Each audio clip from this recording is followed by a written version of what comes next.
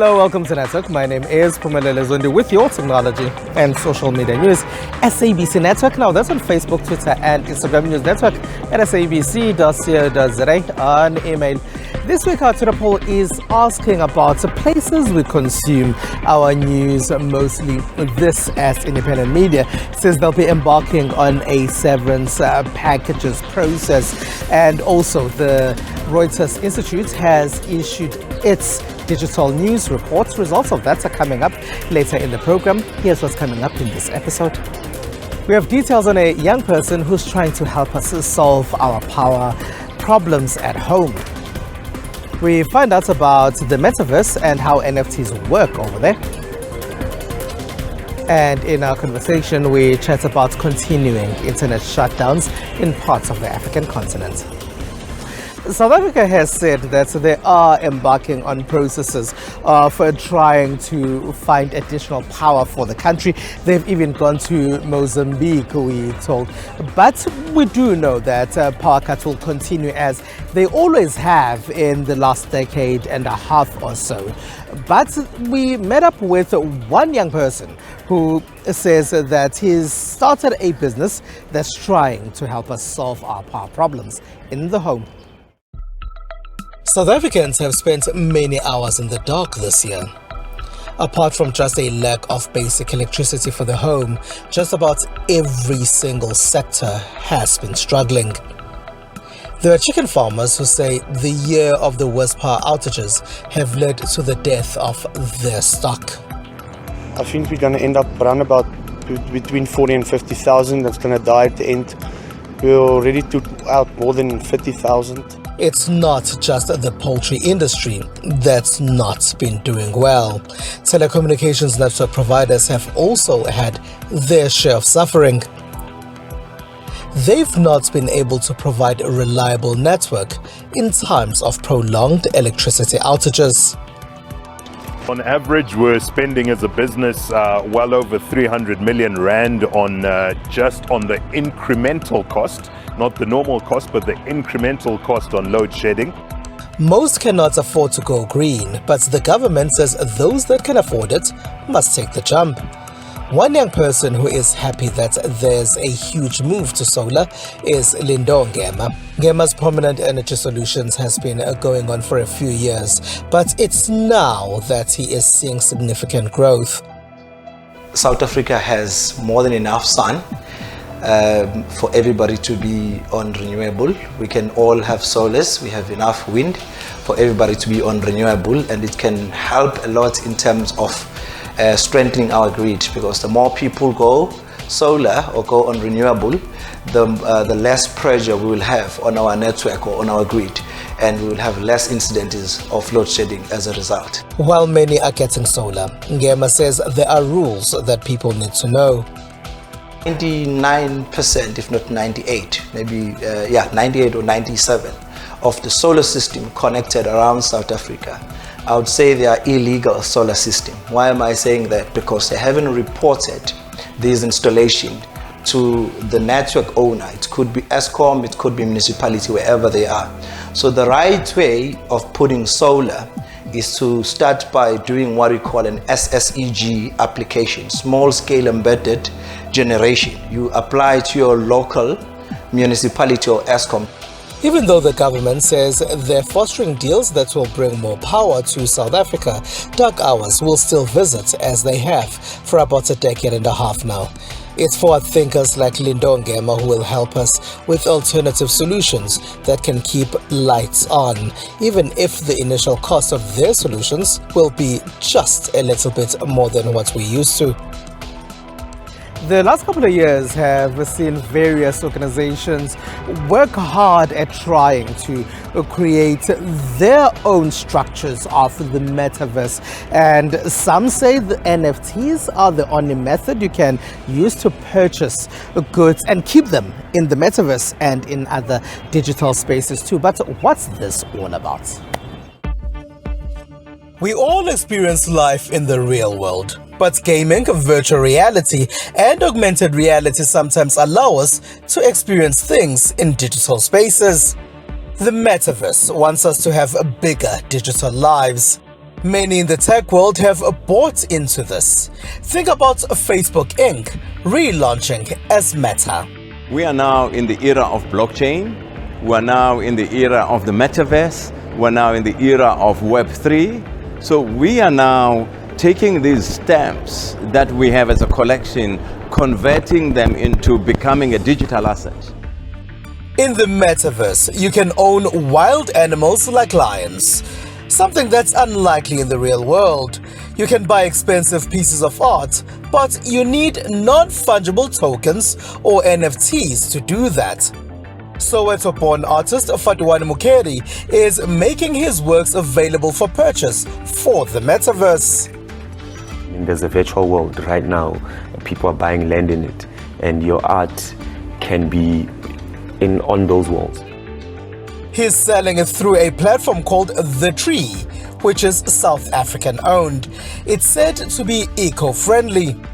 So whereas, one blockchain like Ethereum is using, computing power to process transaction by transaction, this the blockchain that we're going with is called Polygon, and basically it uses, a fraction of that by processing a lot of transactions at once instead of one at a time. It's not just in South Africa that artists are exploring NFT technology. Elsewhere in Africa, in Nigeria, Abdul Rahman Yusuf says NFTs allow him to sell more pieces of art than he otherwise would. People didn't look at art like this before in Nigeria. People really do not care about art, but as they've seen how, like in the Western world, how it can be an investment. The first tweet by founder Jack Dorsey sold for $2.9 million as an NFT. This is just one example of how much these digital tokens can go for to be used only in digital spaces in the Metaverse. There are parts of the world where women are starting to delete their period tracking apps. This is with the fear that the data collected could be used for malicious purposes. But what's the story here at home, and how can these apps be problematic? No woman wants to be taken by surprise by their period, but keeping track of them can be a time-consuming task. This is where the wonders of modern technology fit in. However, in countries like the USA, women are deleting period tracking apps from their cell phone amid fears the data collected by the apps could be used against them in future criminal cases.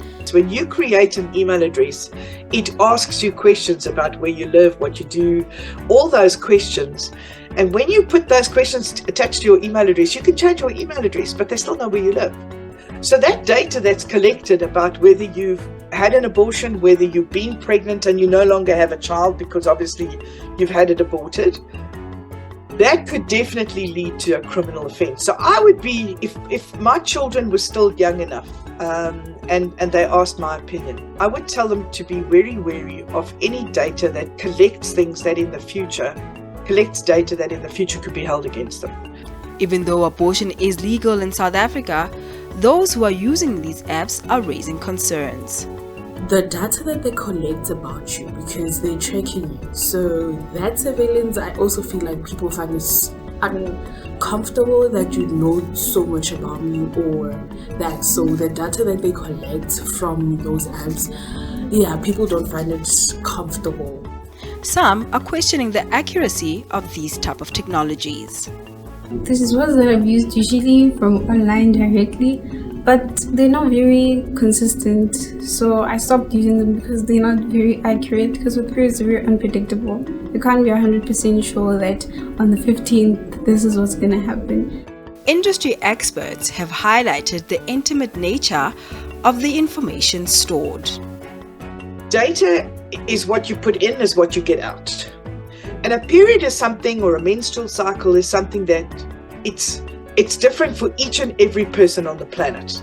I don't think there's two same people. They always say when two people are in the same room, the times and dates are the same. From a research point of view, I would use an app for that. But I'm not sure that for a personal use, what would you get out of it unless you have a fertility requirement? So in other words, if you want to fall pregnant. I don't see the point in it being useful otherwise. Why else would you want to use it? So I just kind of have a conundrum about that. Apps need to be useful, and they need to be able to do things for us that we can't do for ourselves. Janine says there is already precedent for period apps sharing users' data for marketing purposes. If you put your email address into an app, guaranteed 100% somebody's collecting that data for use, to sell you something, to market something to you. An app does that. It collects that data. Now, if I look at that app and I was a company that was researching at what age group are children now starting to start their menstrual cycle, etc., that research would be openly put in front of you saying, do you have children in your household? We would like to know. We're doing some research on when are children likely to start this. Is it a way that we can find out more about the people around us? Then that data is useful and it is worth keeping. Procter & Gamble Sub-Saharan Africa says it has an app that's helping to keep track of ovulation days and cycle flow. If you go to the Always Africa website, so it's www.alwaysafrica, there's a lot of information on there, some exciting tools. One of the tools is a period tracking device, which is really important, obviously, so that you can plan your month accordingly, so you can use that app if you need to. The company also runs a campaign aimed at challenging the stigma and taboos around menstruation. This campaign is uniting women under the banner of sisterhood and saying we have similar experiences. We have all been through getting our periods at a young age, and it's very important to empower young girls with not only the knowledge but also the products, especially if they cannot afford these products, so that they can stay in school and be able to realize their potential and dreams. While data encrypted apps exist, those in the industry recommend period trackers run specifically on your device, and that data should not be stored in the cloud. It is SABC Network on Facebook, Twitter, and Instagram News Network at sabc.co.za. On email, after the break, we have a conversation about those internet outages that continue in certain parts of Africa, especially when there are protests and sometimes in times of elections. And we do know that when there's unrest as well, it happens.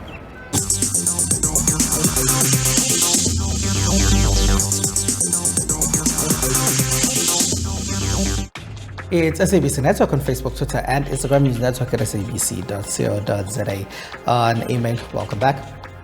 Now, Senegal has had an internet shutdown that's been on and off since May this year.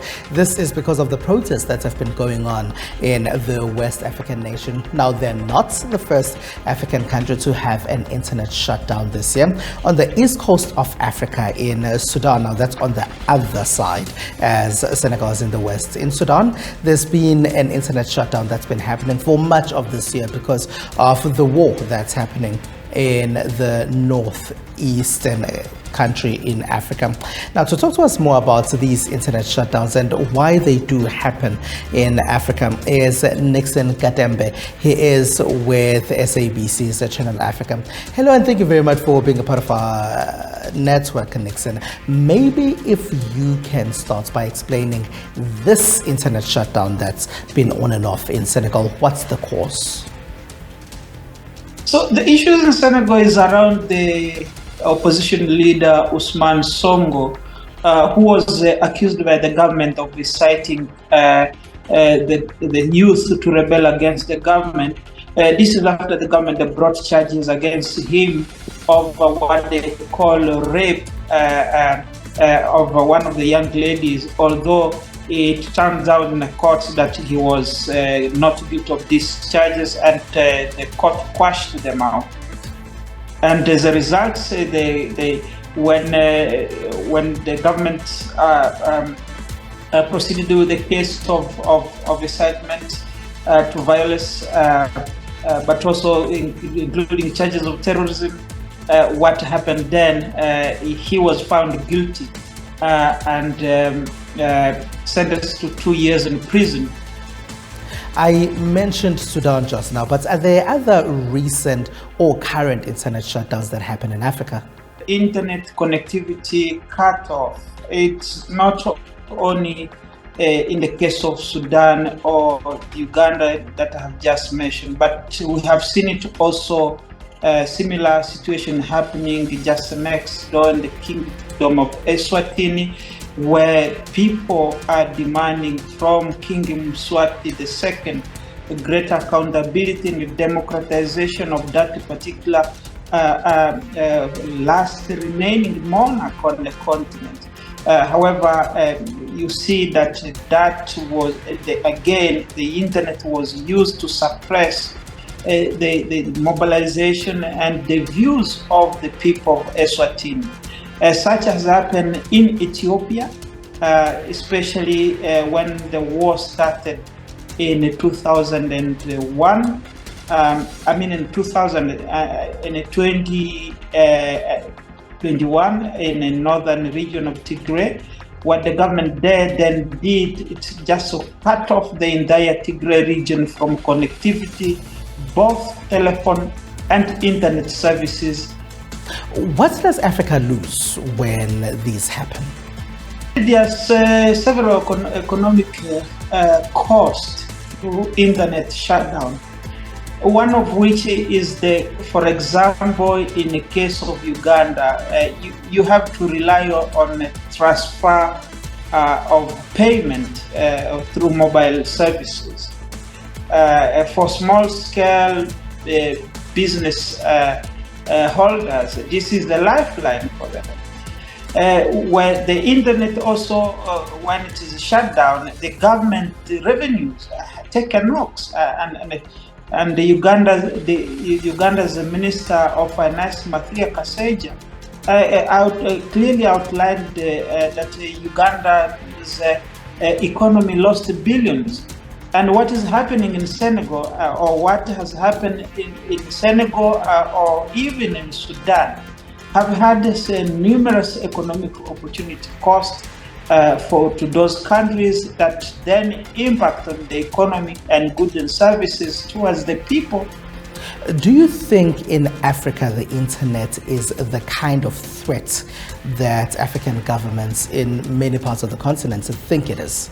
I think it is not really much of the threat. Rather, it's on the part of the government in terms of the fear of accountability, in part of the government in terms of controlling the narrative and information, because the government, the internet has challenged that. Now that you can know what is happening in Khartoum just on the fingertips by mere fact of checking Twitter or even Facebook or even WhatsApp, you will be able to interact with someone who is on the ground, except for checking the veracity of the fact whether the event have happened or not.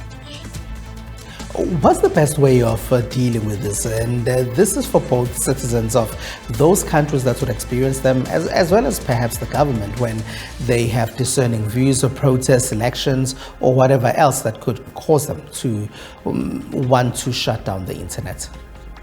I think dealing with dissent by shutting out the internet service is not the way to go. For any political leaders, and this is my observations, is to deliver on the services of the people, to understand the cry of the citizens, the normal citizens on the street, because these are the very same people who pay taxes for the very same existence of the state, and even to oil the state machinery through the tax of the normal people. All right, Nixon Kadembe, thank you very much for being a part of our network. Nixon Kadembe there is with the SABC's Channel Africa. It's SABC Network on Facebook, Twitter, and Instagram. Stay with us.